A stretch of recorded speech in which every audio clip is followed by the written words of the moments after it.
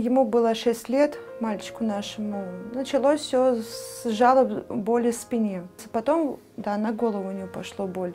Они поехали на обследование в Херсон. В Херсоне им сказали, срочно нужно оперировать. Операцию должны были делать в Запорожье. И их прооперировали, все в срочном виде. Потом их вроде выписали домой, после обследования полностью, они приехали домой. Все начали замечать, что ребенок плохо себя чувствует. Он начал ходить в школу. В школе началось головокружение, тошнота, он начал сознание у нас терять. Они поехали опять у нас в Херсон. В Херсоне сказали, что нужна вторая же операция. Ему тоже прооперировали, опять в срочном виде.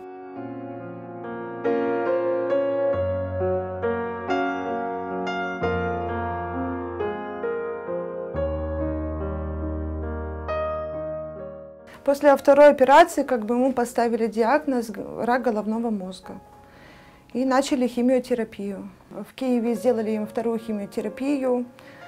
Ребенок лежал 2-3 месяца.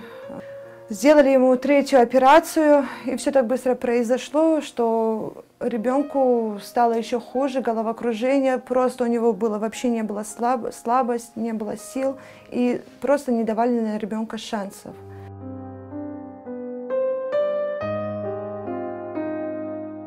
23 января они перелетели на самоавиации в Турцию.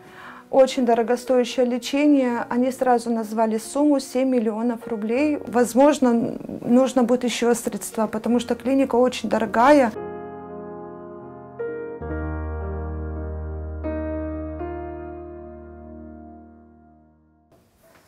Дорогие жители Крыма,